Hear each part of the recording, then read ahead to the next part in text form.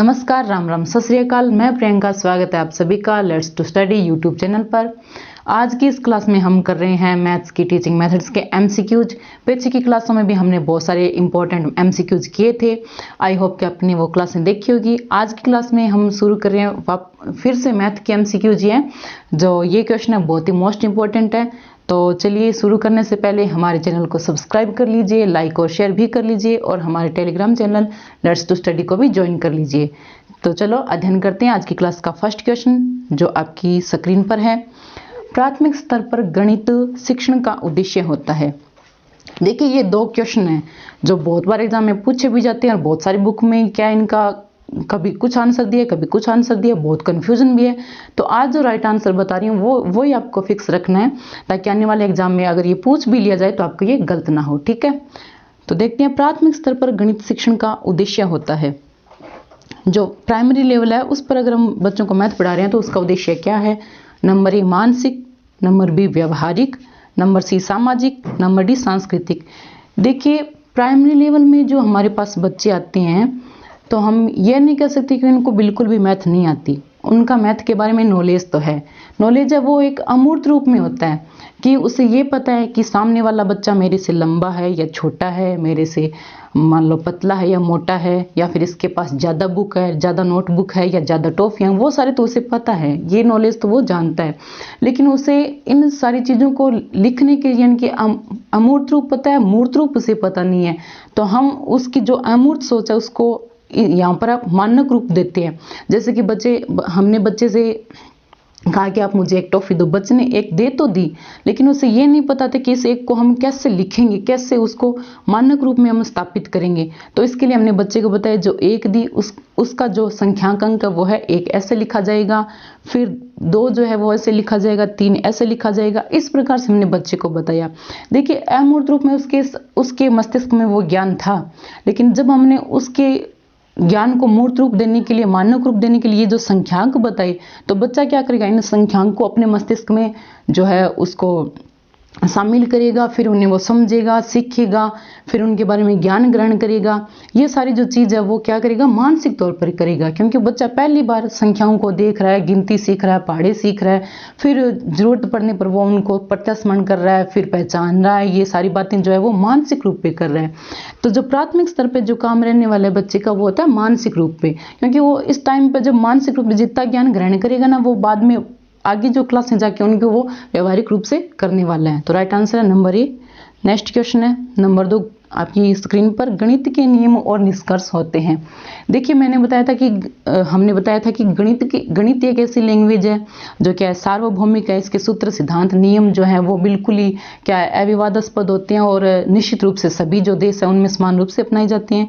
तो इस आधार पर देखते हैं कि नंबर ए ऑप्शन वस्तुनिष्ठ होते हैं गणित के निष्कर्ष और नियम, नंबर बी सार्वभौमिक होते हैं, नंबर सी दोनों होते हैं और नंबर डी केवल एक, यानी कि इन ऑप्शन में नंबर 1 ए रहने वाला है। तो देखिए वस्तुनिष्ठता, सिंपल लैंग्वेज में समझें तो वस्तुनिष्ठता वो होती है जिसका जो उत्तर है बिल्कुल फिक्स रहता है, यानी कि इसमें जो है जो इसका राइट आंसर है वो अद्वितीय उत्तर होता है और जो यूनिक उत्तर होता है वही इसका उत्तर रहता है, वो होती है वस्तुनिष्ठता। यानी कि इसमें जो परीक्षक है अगर एक नोटबुक चेक भी कर रहा है तो उसमें इसके पक्षपात, व्यवहार, इन सभी चीज़ों का कोई प्रभाव नहीं पड़ेगा। और वस्तुनिष्ठता जो है वो अविवादास्पद जो है इसके उत्तर रहते हैं, इसको कहीं भी चुनौती भी नहीं दे सकते, तो वो होते हैं वस्तुनिष्ठ। और नंबर बी सार्वभौमिक, जो समान रूप से सभी देश जो हैं समान रूप से अपनाते हैं, तो वो होती है सार्वभौमिक, इसमें कोई विवाद नहीं रहता है। तो हम कहते हैं कि गणित के नियम और निष्कर्ष सभी देशों में समान रूप से होते हैं, सभी समान रूप से अपनाते हैं। तो इसका जो राइट आंसर है वो नंबर सी, दोनों जो है इसमें रहने वाले हैं। नेक्स्ट क्वेश्चन, गणित में पहचानना क्रिया किसके लिए सर्वाधिक उपयोगी है।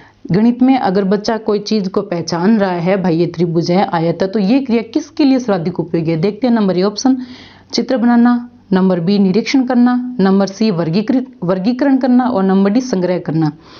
देखिए बच्चा पहचान रहा है, पहचानेगा कब, जब उसे ज्ञान होगा किसी चीज का, जब उसने उस चीज के ज्ञान को ग्रहण किया है, पहचाना है, नियम, सूत्र, संकेत, चित्र, सिद्धांत ये सारे हो गए, उसको उन्होंने उसके ज्ञान को ग्रहण किया है, फिर वो उसे पहचानता है, समझता है और उसको परिभाषित कर सकता है, उसको बता सकता है, तो वो उसका हो गया ज्ञान। तो ये जो वर्ड है ना पहचानना, वो होता है जो ज्ञानात्मक प्राप्ति उद्देश्य होते हैं मैथ के, उसका ये जो वर्ड है पहचानना। तो ये बच्चा पहचान रहा है, तो इसके हिसाब से क्या आंसर है देखते हैं। नंबर ए चित्र बनाना तो उसका कौशल पक्ष हो गया। निरीक्षण करना तो ये ज्ञान पक्ष में शामिल है कि वो बिल्कुल यानी कि डीप माइंड होके वो उस चीज को ऑब्जर्व कर रहा है, तो वो उसका निरीक्षण करना हो गया। संग्रह करना यानी कि वो सारों को इकट्ठा कर रहा है। तो इसमें हम देखते हैं वर्गीकरण करना। देखिए बच्चों को आपने मान लो बहुत सारी ये जो है चित्र बना के दे दिए इस प्रकार से, जैसे कोई आयत बना दिया, कोई वृत्त बना दिया, कोई आपने वर्ग बना दिया, इस तरह से त्रिभुज बना दिया, कोई आपने मतलब चतुर्भुज बना दिया, इस तरह से बच्चों को बना के दे दिया। तो बच्चे को आपने कहा कि इसमें से आप जो है त्रिभुज क्या करते हैं, उनको अलग करके एक मान लो सारणी बनाओ, अलग करके बताओ। तो बच्चे ने उनको क्या पहले पहचाना कि भाई त्रिभुज क्या करती है, इस प्रकार की होती है, उसको ज्ञान था, उसने इस चीज को पहचाना, फिर उसने उन चीजों को क्या कर दिया, वर्गीकृत करके एक सारणी में उसको रख दिया। तो ये होता है वर्गीकरण, ठीक है। और नेक्स्ट क्वेश्चन है, विद्यार्थी को आय तथा वर्ग का अवबोध है यदि वह है। देखिए पहले बच्चे ने ज्ञान ग्रहण किया, फिर उसने ज्ञान को जो है उसकी समझ में कन्वर्ट किया, तो उसका अवबोध बन गया। अवबोध का मतलब होता है समझ होना, यानी कि उसको उस अवबोध में जो हम करते हैं वो होता है, उसको हम वर्गीकृत कर सकते हैं, संबंध बता सकते हैं, तुलना कर सकते हैं, ये सारी चीजें होती है वो अवबोध में होती है। तो देखते हैं नंबर ए ऑप्शन, दोनों की परिभाषाएं बता सकता है। ये तो सिर्फ ज्ञान पक्ष का ही हो गया। नंबर बी, दोनों की परिभाषा के साथ साथ चित्र भी बता सकता है। इसमें देखो परिभाषा बता रहा है ज्ञानात्मक पक्ष, और उसमें चित्र भी बता रहा है, साथ में चित्र भी बना रहा है, तो वो हो गया उसका क्रियात्मक पक्ष। नंबर सी, दोनों को देखकर ही पहचान सकता है, यानी कि सिर्फ पहचान सकता है, तो इसमें अवबोध नहीं हो सकता। नंबर डी कहते हैं कि दोनों में समानताएं और असमानताएं बता सकता है। देखिए बच्चे को हमने पूछा कि आयत और वर्ग क्या है, इसके बारे में उसकी समझ क्या है, उसने इसके बारे में हमें ये बताया कि जो वर्ग होता है और जो आयत होता है उसमें हम क्या कह सकते हैं कि आमने सामने की भुजाएं समान होती है। वैसे वर्ग में चारों भुजाएं समान है, लेकिन नेचुरल देखें तो वो दोनों आमने सामने वाली भी समान हो सकती है। और बच्चे ने समानता में ये भी बताया कि जो आयत और वर्ग होते हैं उसके जो विकर्ण होते हैं वो आपस में समद्विभाजित करते हैं, ये उसने समानता में बता दिया।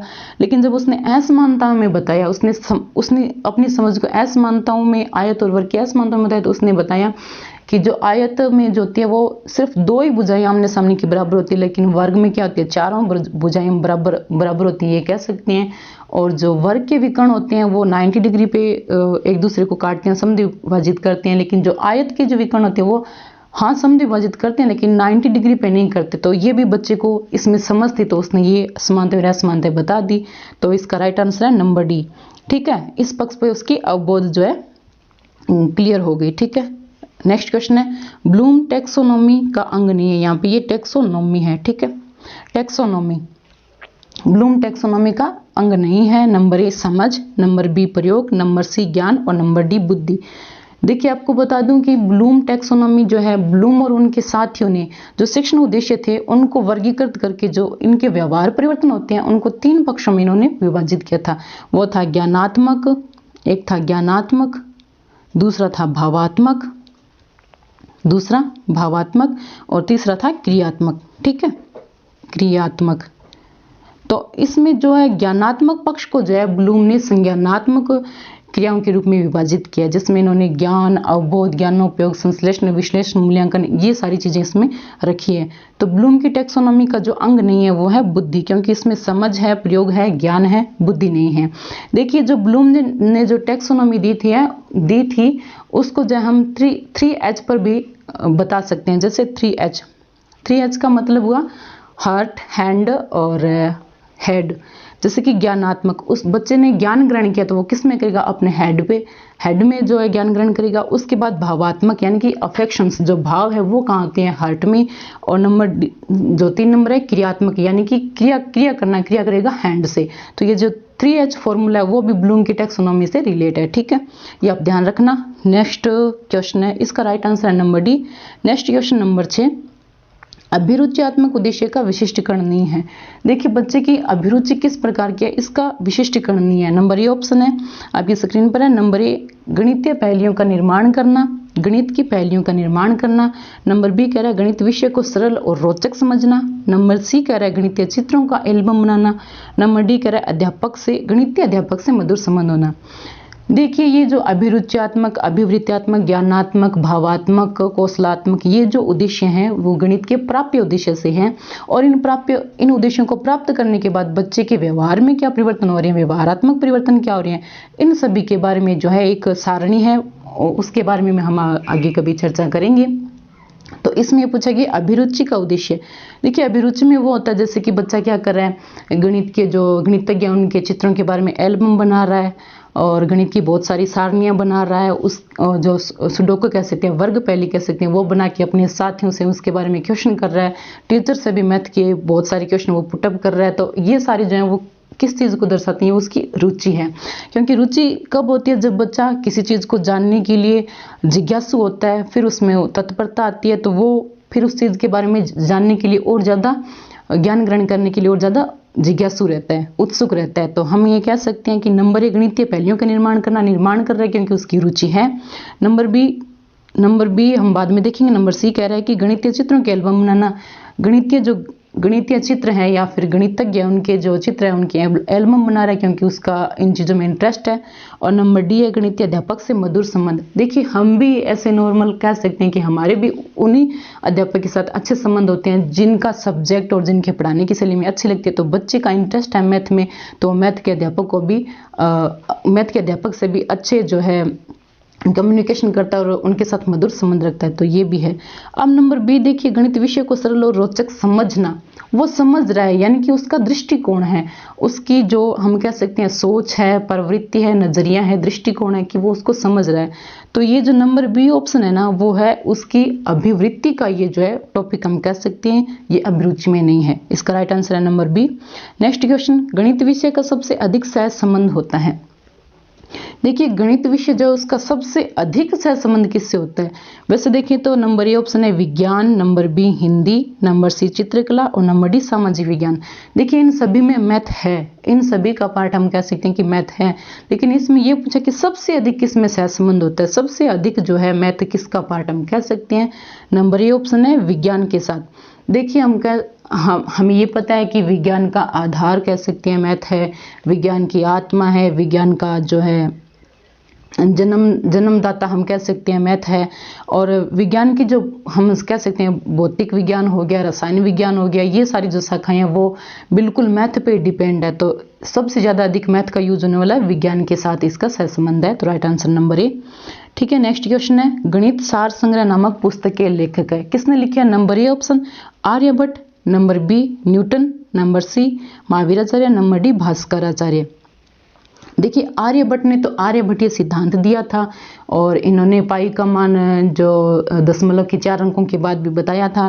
न्यूटन का इसके बारे में कुछ है नहीं। और नंबर सी है महावीराचार्य और नंबर डी भास्कराचार्य। तो भास्कराचार्य ने महाभास्करीय सिद्धांत दिया था और भास्कराचार्य ने जो है आर्यभट्ट ने जो सिद्धांत और वगैरह सूत्र दिए थे उनको आगे बढ़ाने का काम किया था। और हमारे पास ऑप्शन बचता नंबर सी महावीराचार्य, जो कि बौद्ध धर्म के हम धर्मावलंबी कह सकते हैं इनको। और इन्होंने जो है ज्योतिष पटल नाम की भी एक बुक लिखी थी।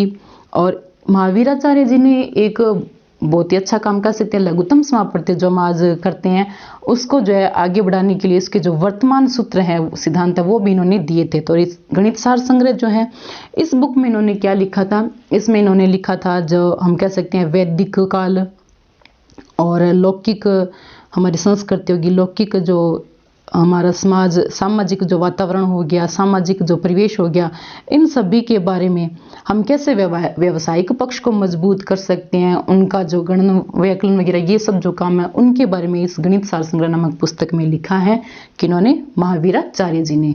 तो ठीक है, समझ आ गया। नेक्स्ट क्वेश्चन है नंबर 9, गणित समस्त विज्ञानों की रानी तथा समस्त कलाओं का राजा है। देखिए ये कोटेशन मैंने आपसे पहली क्लास में भी कहा था कि जो मोस्ट इंपॉर्टेंट कोटेशन है वो हम आगे क्लास में हमेशा एक दो जो इंपॉर्टेंट लग रहे हैं वो लेके आ रहे हैं।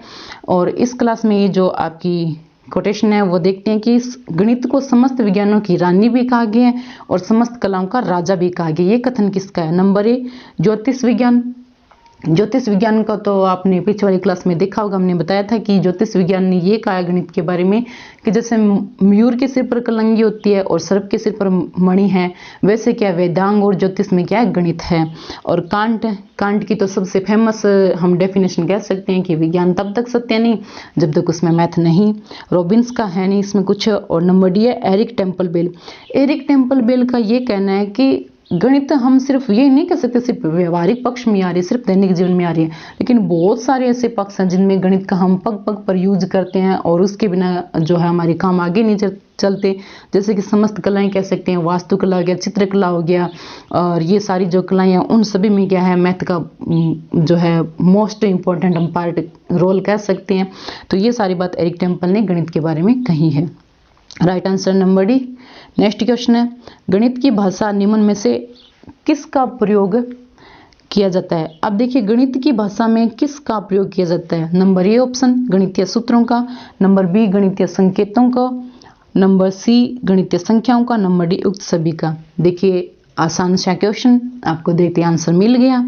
लेकिन हम देखते हैं कि गणित के सूत्र, संकेत और संख्याएं, ये यहाँ पे संख्याएं नाम है, संख्याएं, ये सभी जो है हम कह सकते हैं कि गणित की जो लैंग्वेज है उसका एक हम कह सकते हैं अटूट पार्ट है ये। और सूत्र, संकेत, सिद्धांत, इसी के आधार पर गणित की जो है लैंग्वेज आगे बढ़ती है और सार्वभौमिक होने के कारण ये संकेत, सूत्र जो है एक समान रूप से अपनाए जाते हैं। तो गणित में ये सारी चीज जो है उपयोग होने वाली हैं। तो राइट आंसर है नंबर डी। ठीक है, नेक्स्ट क्वेश्चन नंबर 11, किसी गणितज्ञ के कार्यों की प्रशंसा करना किस मूल्य से संबंधित है। गणित के जो मूल्य हैं, नैतिक मूल्य हो गया, व्यावहारिक मूल्य हो गया, व्यावसायिक हो गया और सैद्धांतिक हो गया, और हम कह सकते हैं प्रयोगात्मक हो गया, ये सभी जो मूल्य हैं उसमें ये पूछा गया है कि गणित के कोई गणितज्ञ ने कोई कार्य किया उसकी हम प्रशंसा कर रहे हैं तो वो किस मूल्य में आता है। नंबर ए बौद्धिक मूल्य, नंबर बी प्रयोगात्मक मूल्य, नंबर सी सौंदर्यात्मक मूल्य, तो नंबर डी इनमें से कोई नहीं। देखिए गणितज्ञ ने कोई महान कार्य किया तो हम उसकी प्रशंसा कर रहे हैं, यानी कि उसने मान लो उसने वास्तुशास्त्र में हम देखते हैं कि उसने कोई बहुत बड़े विशाल भवन का निर्माण किया है तो उसकी वास्तुकला किस प्रकार की है, किस तरह से उसने उनमें चौक का निर्माण किया, सीढ़ियों का निर्माण किया, वो हमें जो है अट्रैक्टिव कर रहे हैं तो हमें वो अच्छे लगे, उनकी हमने प्रशंसा की, तो इसलिए हम कह सकते हैं कि उसका जो सौंदर्य था वो हमें अट्रैक्ट कर रहा है। तो इसका जो राइट आंसर है वो नंबर सी है, क्योंकि ये सौंदर्यात्मक पक्ष है, सौंदर्यात्मक मूल्य है मैथ का। नेक्स्ट क्वेश्चन है नंबर 12, गणित की प्रकृति एवं तार्किक चिंतन में संबंध है। गणित की प्रकृति और तार्किक चिंतन, गणित की प्रकृति और तार्किक चिंतन, इनमें क्या संबंध है। नंबर ए ऑप्शन सामान्य संबंध है, नंबर बी असामान्य है, नंबर सी निकट है और नंबर डी न्यूनतम है। देखिए गणित की प्रकृति आपको पता है अमूर्त प्रकृति है मैथ की, और अमूर्त प्रकृति होने के कारण ये जो है इसके अगर हम इसके तथ्यों को, सूत्रों को, सिद्धांतों को अगर हम करना चाहते हैं तो इसके लिए हमें क्या करना पड़ेगा, तर्क करना पड़ेगा। चाहे सिद्धांत का निष्कर्ष निकाल रहे हैं, चाहे जो हम कह सकते हैं अमूर्त पद है उनका हम अगर निष्कर्ष निकालें हैं तो उसके लिए हमें तर्क करना पड़ेगा। इसकी प्रकृति तार्किक भी है तो इसके लिए हमें क्या करना पड़ेगा, तर्क करना पड़ेगा। तो हम इस प्रकार कह सकते हैं कि अगर गणित की अमूर्त प्रकृति को लेकर चलें तो तार्किक चिंतन तो उसमें होना ही है, क्योंकि तार्किक चिंतन से क्या होता है कि निश्चित क्रमबद्ध रूप से ज्ञान ग्रहण करने की जो सोच है वो विकसित होती है। तो इस तरह से ये दोनों क्या निकट रूप से आपस में जुड़े हैं। तो राइट आंसर है नंबर सी।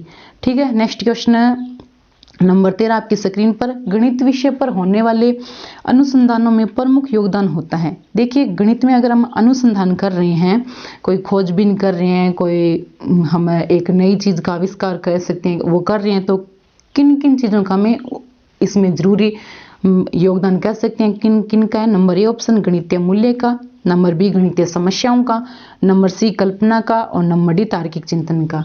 देखिए नंबर सी ऑप्शन कल्पना का हम कह सकते हैं इसमें कम रोल है, क्योंकि गणित एक यथार्थ विषय है जो सत्य पर आधारित है और इसमें काल्पनिक चीज जो है वो इसमें कम महत्व की है।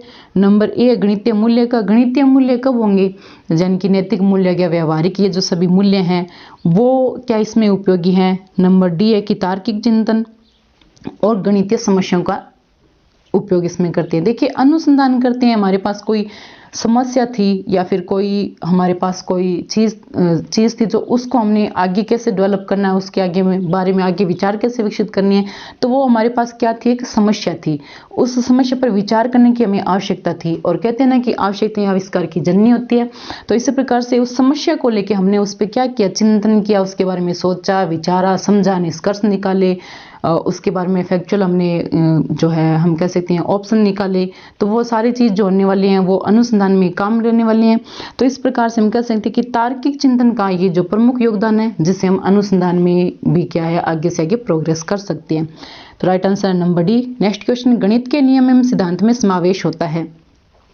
देखिए, हमने ये तो देखा था कि गणित के नियम जो सिद्धांत है वो सार्वभौमिक होते हैं, वस्तुनिष्ठ होते हैं और समान रूप से अपनाए जाते हैं। और गणित जो है हम कह सकते हैं कि एक मानव निर्मित एक मौलिक विषय है, जिसमें हम क्रमबद्ध ज्ञान ग्रहण करते हैं और इसके जो निष्कर्ष होते हैं वो अविवादास्पद रूप से अपनाई जाती हैं। तो ये कह रहा है कि गणित के नियम और सिद्धांत में किसका समावेश होता है।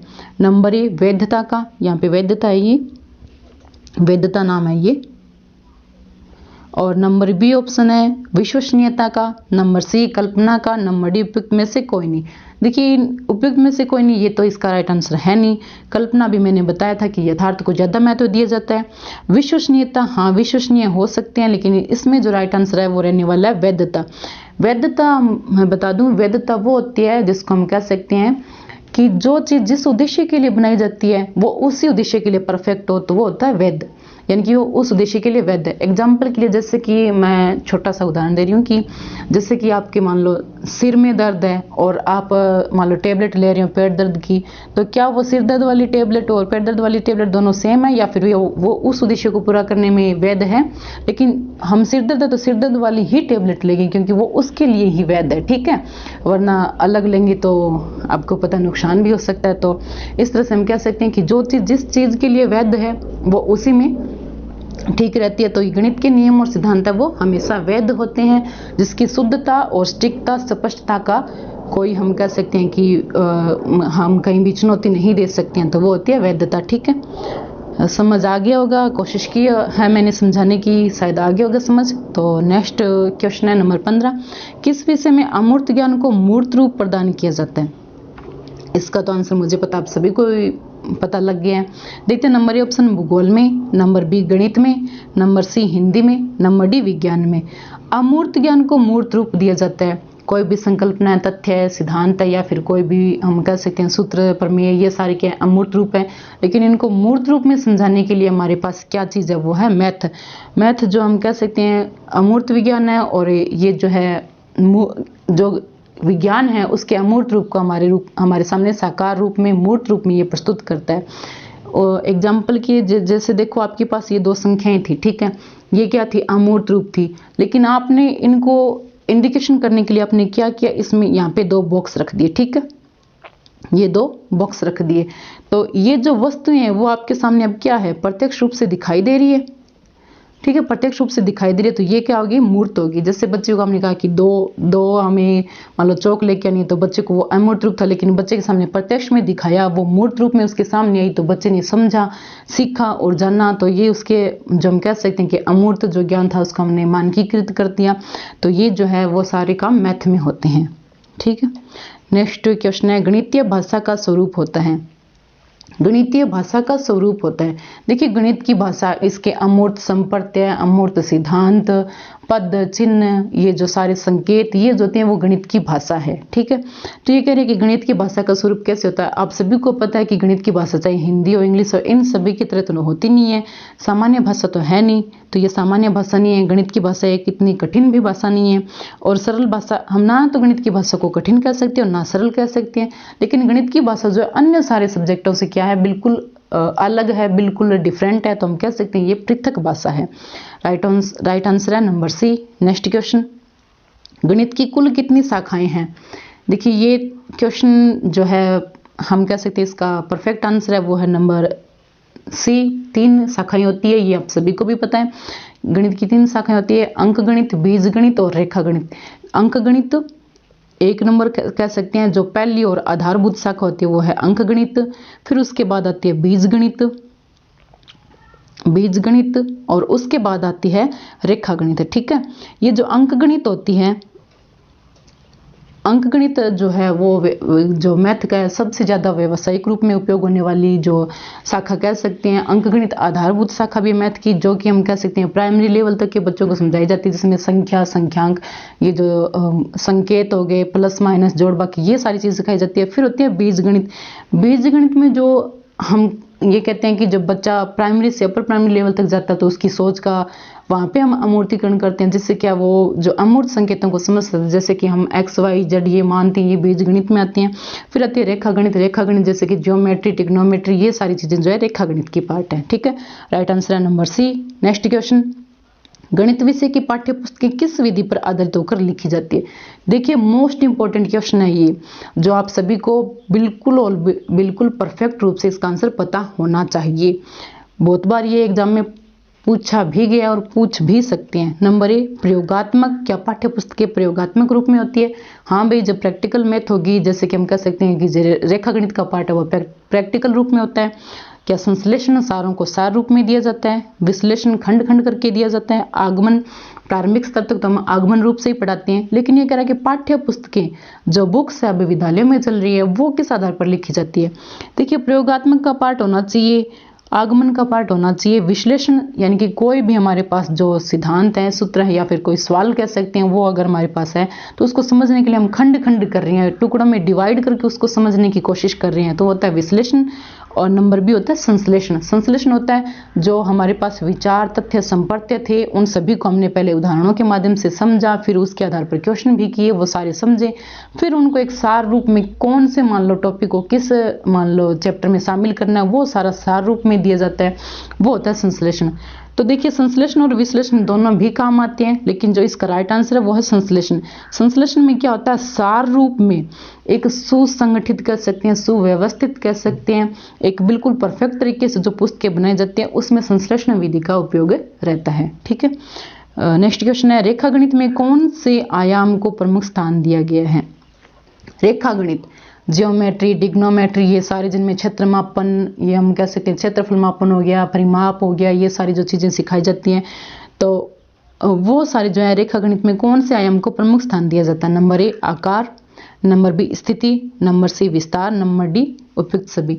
देखिए आकार, आकार में हम कह सकते हैं कि वो आकृति किस प्रकार की है, त्रिभुजाकार की है या आयताकार है या वृत्ताकार है, वो उसका आकार हो गया। स्थिति, स्थिति में हम कह सकते हैं कि भाई उसका जो है हम कह सकते हैं कि उसका मतलब आयतन किस प्रकार का है, उसका जो है आयतन कह सकते हैं, हम धारिता कह सकते हैं, वो सारी स्थिति में आती हैं। और विस्तार, विस्तार में हम उस चीज़ की बात करते हैं, जैसे कि ये हमने बना लिया एक बॉक्स, अब इसका विस्तार किस प्रकार का, यानी कि इसका परिमाप कितना, इसका क्षेत्रफल कितना है, वो सारा ज्ञात करना विस्तार में आता है।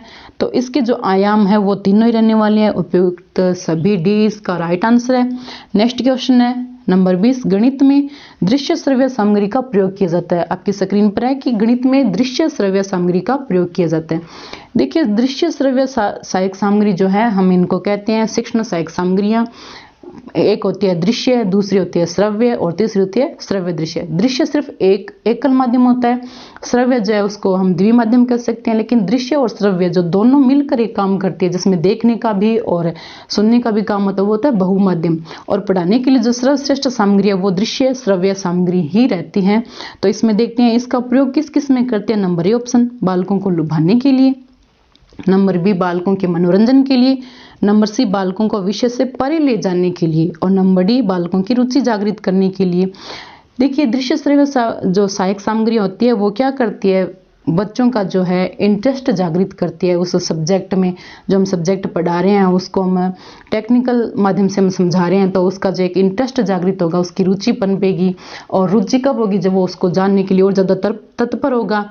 और तत्परता से क्या होता है, बच्चों में सकारात्मक जो है सोच विकसित होती है, और जो टीचर बच्चों को समझाने जा रहा है वो प्रभावशाली तरीके से बच्चे समझेंगे और सकारात्मक परिणाम भी मिलेंगे। तो इस प्रकार से हम कह सकते हैं कि ये जो सामग्री है वो ना लुभाती है बच्चों को, ना मनोरंजन करती है, ना ही विषय से परे ले जाती है, बल्कि वो क्या करती है, एक इंटरेस्ट जागृत करती है। ठीक है, नेक्स्ट क्वेश्चन है नंबर 21, गणित शिक्षण का कौन सा उद्देश्य है जिसे शिक्षक गणित पढ़ाने के बाद कक्षा में ही प्राप्त कर लेता है। देखिए ये जो MCQ सीरीज है वो हमारी आज ये 6वीं क्लास है और इसी प्रकार से हम कह रहे हैं कि आगे भी सीरीज हम लेके आ रहे हैं। आपको ये क्लासें अच्छी लग रही है तो हमें भी फीडबैक दीजिएगा, जिससे कि हम अपनी जो है ये स्किल्स है और इम्प्रूव करें आपके लिए और बेटर से बेटर MCQs लेके आएँ और सपोर्ट करते रहिएगा। चलिए देखते हैं किस नंबर क्वेश्चन। गणित शिक्षण का वह कौन सा उद्देश्य है जिसे शिक्षक पढ़ाने के बाद कक्षा में ही प्राप्त कर लेता है। एक होते हैं प्राप्य उद्देश्य और एक होते हैं शैक्षिक उद्देश्य। तो इसमें यह पूछा कि वह कौन सा उद्देश्य है जिसको गणित पढ़ाने के बाद कक्षा में प्राप्त कर लेता है। नंबर ए शिक्षण उद्देश्य, नंबर बी सामाजिक उद्देश्य, नंबर सी सांस्कृतिक उद्देश्य, नंबर डी उक्त सभी। देखिए शिक्षण उद्देश्य, कोई भी टीचर पढ़ाने से पहले उसे शिक्षण के उद्देश्य निर्धारित करने पड़ते हैं कि आज हमें कौन सा चैप्टर पढ़ाना है, कितना बच्चों को समझाना है, किस लेवल तक किस स्तर तक उनमें जो है वो परिवर्तन लाना है। ये सारे उद्देश्य उनको पहले निर्धारित करने पड़ते हैं और ये सारे उद्देश्य की प्राप्ति हो जाती है तो उसका शिक्षण भी सफल माना जाता है। तो शिक्षण उद्देश्य भी वो क्लास में प्राप्त कर लेते हैं। नंबर बी है सामाजिक उद्देश्य। सामाजिक उद्देश्य अगर हम क्लास के स्तर पर देखें तो मान लो टीचर ने एक सवाल दिया बच्चे को करने के लिए, तो बच्चों ने ग्रुप बना के उस चीज़ को मान लो आपस में कन्फर्म करके आपस में बातचीत करके उस सवाल का हल निकाला, उसको सॉल्व किया। तो उसमें एक जो है एक समूह बनाने की, जो बातचीत करने की, समूह में काम करने की सहयोग की भावना पनपी, तो वो होता है सामाजिक उद्देश्य। नंबर सी सांस्कृतिक उद्देश्य, हम संस्कृति के जो हम कह सकते हैं कि प्राचीन जो ऐतिहासिक स्थल है उनके जो भवन निर्माण हो गए, वो सारी जो चीज़ें हैं, हमारी संस्कृति, हमारी कला, संगीत, सुर ताल, ये जो सारी चीज़ें हैं वो बच्चों को हमने क्लास स्तर पर समझाई तो वो उद्देश्य भी हमारा पूरा हो जाता है। तो इसका राइट आंसर है नंबर डी, यानी कि क्लास सेशन के दौरान टीचर चाहे तो ये सारे जो है उद्देश्य प्राप्त कर लेते हैं। नेक्स्ट क्वेश्चन है, निम्नलिखित में से कौन सा विकल्प विद्यार्थियों द्वारा गणित में की गई अशुद्धियों के सामयिक निरीक्षण पर प्रकाश नहीं डालता है। नंबर ए ऑप्शन उन्हें अनदेखा करना, नंबर बी वे अधिगम का हिस्सा है, नंबर सी वे जानकारी प्राप्त करने में मूल्यवान स्रोत है, नंबर डी है वे कक्षा आयोजन में मार्गदर्शन कर सकती है। देखिए ये पूछा गया कि इसमें कौन सा विकल्प है जिसमें बच्चे मान लो टीचर है वो क्लास में बच्चों का एग्जाम ले रहे हैं या फिर टेस्ट ले रहे हैं, तो टेस्ट में वो देख रहे हैं कि बच्चों ने कौन सी अशुद्धियाँ की, कौन सी गलतियाँ की है, तो उस समय पर वो उसको जांच करके कौन सा इसमें ऑप्शन है जो इसमें जो है राइट नहीं हो रहा है। यहाँ पे ये पूछा गया कि नहीं डालता है कि अगर आप बच्चे की अशुद्धियाँ देखते हो तो कौन सा ऐसा ऑप्शन है जो इस अशुद्धियों को हमारे लिए सपोर्ट करने में सहायक नहीं है। देखते हैं, नंबर बी ऑप्शन कह रहा है कि वे अधिगम का हिस्सा है। हाँ, गलतियां अधिगम का हिस्सा है ताकि टीचर भी उससे सीखे और बच्चे भी सीखे कि हमने कौन सी गलती की, इसको आगे सुधार कैसे करना है, ये अधिगम का पार्ट है। नंबर बी सी है कि वे जानकारी प्राप्त करने में मूल्यवान स्रोत है। हाँ, जो टीचर हैं वो इससे जानकारी ले सकते हैं कि बच्चों ने किस स्तर पर गलती की, आगे से मुझे कैसे अपने जो सब्जेक्ट है बच्चे को तैयार करवाना है ताकि वो इसमें कम से कम गलतियां करे या फिर अपनी जो गलतियां करने की जो उसका रेट थी उसमें वो कमी करना शुरू कर दे। नंबर डी वे कक्षा आयोजन में मार्गदर्शन कर सकते हैं। हाँ, टीचर की जो हम कह सकते हैं पाठ योजना बना रहा है या फिर आज क्लास में कौन सा चैप्टर पढ़ाना है तो उसको कल वाले में पढ़ाने के बाद कौन सी गलतियां थी उसको आज वाले में कैसे इंप्रूव कर सकते हैं, इसके लिए भी कक्षा आयोजन में भी वो मार्गदर्शन करती है। लेकिन इसमें पूछा गया नहीं प्रभाव डालती है तो वो है नंबर ए अनदेखा करना। देखिए बच्चा अगर प्रारंभिक लेवल पर गलती कर रहा है उसको हमने नहीं सुधारा तो वो बड़ा होकर आगे के लेवल में भी गलतियां करेगा। जो अगर गलतियां एक बार हम स्टार्टिंग लेवल पे नहीं सुधारेंगे तो वो उसके मान लो हम कह सकते हैं कि चरित्र में, हाँ, उसके व्यवहार में पनप जाएगी तो वो उसके लिए आगे जो है डिफिकल्ट रहने वाली है। तो इसका राइट आंसर जो है ए है। ठीक है, समझ आ गया होगा। ये जो क्वेश्चन था आगे 23 नंबर क्वेश्चन, गणितीय अधिगम के लिए निम्नलिखित में से कौन सा कथन सही है। ये देखिए पीछे वाले में था नहीं है, इसमें है सही है। अगर हम बच्चे को अधिगम करवा रहे हैं तो कौन सा कथन है इसमें सही है। देखिए प्रत्येक व्यक्ति गणित सीख सकता है। नंबर बी ऑप्शन लड़कियां गणित में कमजोर है। नंबर सी गणित एक विशेष है जो कि विशिष्ट लोगों के लिए है। यहाँ पे हम कह सकते हैं ये विषय है, ठीक है, विशेष विषय है, थोड़ा टाइपिंग मिस्टेक है इसमें। गणित एक विशेष विषय है जो कि विशिष्ट लोगों के लिए। नंबर डी उक्त सभी। देखिए उक्त सभी तो हो नहीं सकता क्योंकि इसमें नेगेटिव पॉइंट भी आ रही हैं। नंबर ये कि प्रत्येक व्यक्ति गणित सीख सकता है। मैंने कल वाली क्लास में आपको बताया था कि बर्ट्रैंड रसेल नाम के एक गणितज्ञ हुए जिन्होंने अपनी पुस्तक लिखी है the Introduction to Mathematical Philosophy, यानी कि गणितीय दर्शन से परिचय। उन्होंने भी गणित के 3 सिद्धांत दिए थे अपनी बुक में कि प्रत्येक बच्चा मैथ सीख सकता है, और नंबर 2 में बताया था कि प्रत्येक बच्चे को मैथ सीखनी चाहिए, और नंबर 3 में बताया था कि बच्चे की सोच का गणितीकरण होना चाहिए, तार्किकरण होना चाहिए। तो इस प्रकार से हम कह सकते हैं ये ऑप्शन राइट है कि प्रत्येक बच्चा मैथ सीख सकते हैं। आगे वाले ऑप्शन देखते हैं कि लड़कियां गणित में कमजोर होती है। नहीं, ये एक नेगेटिव पक्ष हम कह सकते हैं, क्योंकि जरूरी नहीं होता कि जो मैथ स्ट्रांग होती है वो सिर्फ लड़कों की होती है, लड़कियां कमजोर होती है। कमजोर मैथ लड़कों की भी हो सकती है, लड़कियों की भी हो सकती है, और मैथ जो स्ट्रांग वो दोनों की भी हो सकती है। तो इसमें ये हम परफेक्ट नहीं कह सकते कि राइट आंसर है। नंबर सी ये कह रहा है कि गणित एक विशेष विषय है जो विशिष्ट लोगों के लिए। ऐसी बात नहीं है, गणित एक व्यवहारिक पक्ष में काम आने वाला विषय है, जो चाहे वो छोटा बच्चा हो चाहे बड़ा बुजुर्ग हो, उन सभी को वो मैथ अपने स्तर पर तो वो कर ही लेते हैं। तो ये विशेष लोगों के लिए नहीं है। तो इसका राइट आंसर जो है नंबर ए लगता है हमारे पास। इसका राइट आंसर है नंबर ए। ठीक है, ये सही पूछा था, इसका राइट आंसर है। नेक्स्ट क्वेश्चन है, गणित में त्रुटियों की एक महत्वपूर्ण भूमिका है, ये कथन है। अभी जो मैंने पीछे बताया था, जो क्वेश्चन हमने पढ़ा था, उसमें भी ये पूछा गया, और उसी आधार पर हम अपने तर्क कैसे दे रहे हैं ये देखते हैं। नंबर ए ऑप्शन सही है, नंबर बी गलत है, नंबर सी अस्पष्ट है, नंबर डी उपयुक्त में से कोई नहीं। उपयुक्त में से कोई नहीं, तो इसका आंसर है नहीं। गणित में त्रुटियों की एक महत्वपूर्ण भूमिका है। नंबर ए ऑप्शन कह रहा है कि सही है या गलत है या अस्पष्ट है। अस्पष्ट नहीं कह सकते, गलत नहीं कह सकते, सही है। हम क्या कहेंगे कि अगर बच्चा गलतियां कर रहा है तो वो सही बात है, क्योंकि गलतियां जो है बच्चे को ये मान लो संकेत करती है, या फिर उसका हम कह सकते हैं कि मार्गदर्शन करते हैं कि आज आपने किस स्तर पर गलती की, कल इसको कैसे सुधारेंगे। ये सारी चीज़ जो है बच्चे ट्रायल एंड एरर भी कह सकते हैं। ट्राई करेगा, फिर उसमें गलतियां होगी, फिर वो सुधार करेगा, फिर ट्राई करेगा, फिर एरर करेगा। इस प्रकार से हम कह सकते हैं कि जो गलतियां महत्वपूर्ण पार्ट है।